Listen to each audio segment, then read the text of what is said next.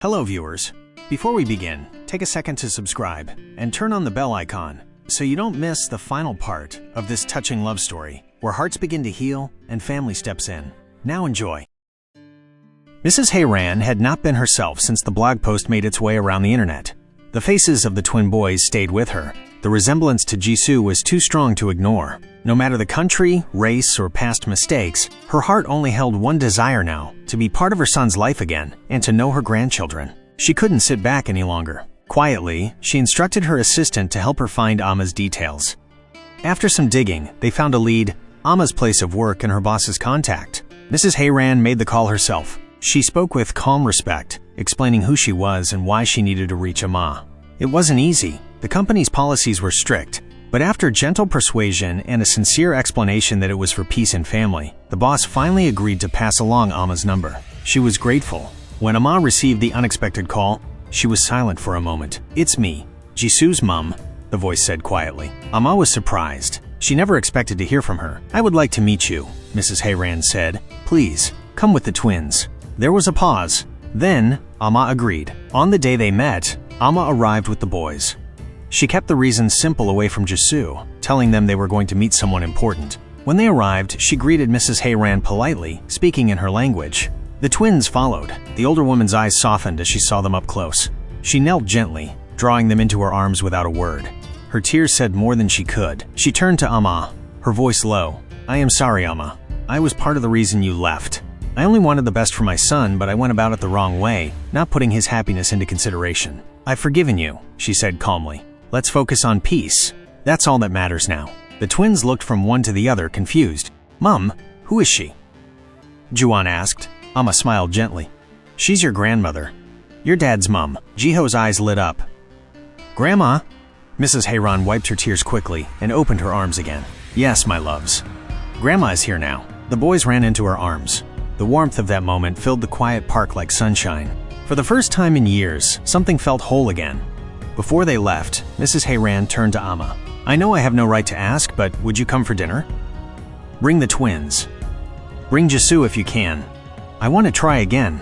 Amma looked down for a moment, thoughtful. "I don't know how he'll take it," she said honestly. "Just try," the older woman pleaded. For the boys, after a brief pause, Amma nodded. "I'll do my best." As she walked away with the twins, Mrs. Hayran stood there watching, hope returning slowly to her heart. Back home, Jisoo sat quietly on the couch, the soft ticking of the wall clock filling the silence. His posture was calm, hands clasped, eyes distant, like he'd been holding in 1,000 thoughts. The door creaked open. Amma stepped in with the twins. She paused when she saw him sitting there, unsure of how to start. "Jisoo," she said softly, but before she could say more, he stood up, walked over, and kissed her gently on the cheek. "You don't need to explain," he whispered. She looked into his eyes, surprised by the warmth in them. "I met your mum today," Amma said after a short pause. Jisoo gave a faint nod, his expression unreadable. "You already knew?" she asked quietly. He let out a small sigh. "I just know the kind of mother I have." It was only a matter of time before she reached out. She stared at him for a moment, then slowly reached for his hand. He held it firmly. "Promise me," he said, his voice suddenly heavy with emotion. "No matter what happens, don't leave me again." Amma's heart tightened. She stepped closer. "I won't," she whispered. "Not this time." Jisoo pulled her into a hug. A deep, silent kind of hug. The kind that spoke louder than words. The kind that healed old wounds. As they sat, she told him about the dinner invitation.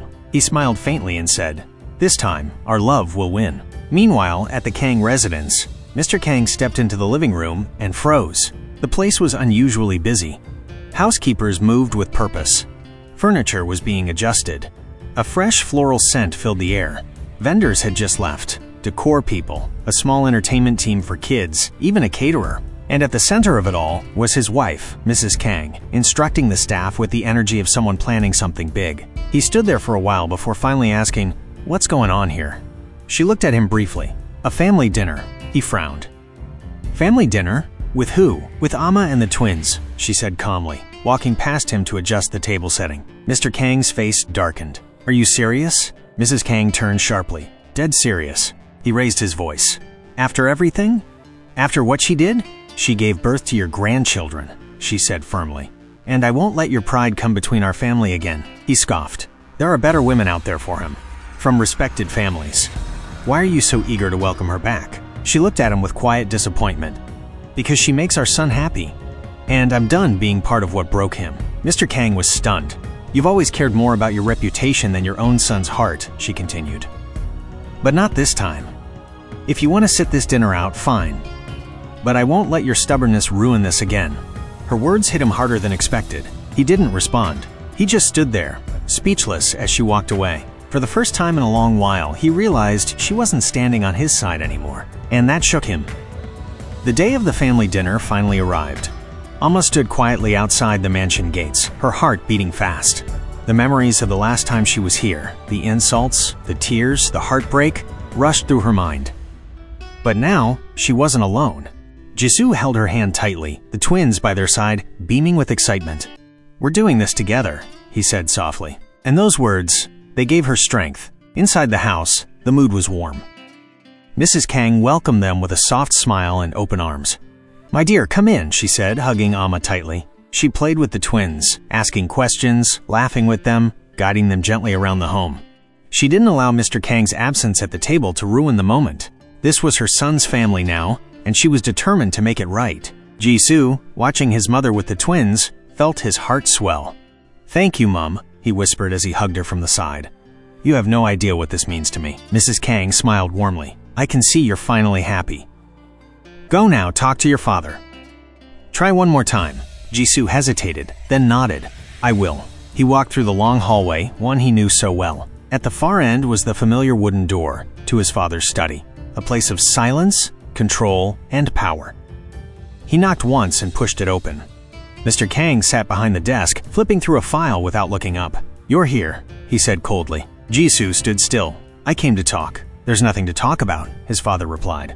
"If it's about the kids, we'll fight for custody. You'll win. But stop embarrassing this family with that woman." Jisoo clenched his fists. "You really haven't changed. She left and she never deserved this. She left because of you." Jisoo cut in, his voice trembling. "You've always been about control. About your name. Your business. Your pride. But never me. Never my happiness." Mr. Kang stood up, voice rising. "I built everything you see. And you want to throw it away for love? Yes. For the mother of my children. For peace. For my family." At that moment, suddenly, Mr. Kang gasped. His hand flew to his chest, and his face contorted in pain. "Dad?" He stumbled backward, knocking a glass off the desk. It shattered as he collapsed into the chair, gripping the edge with one hand and his chest with the other.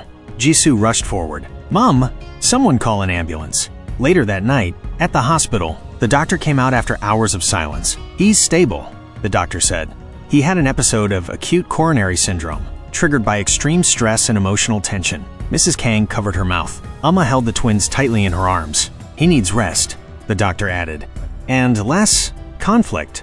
Jisoo nodded slowly, shaken but calm.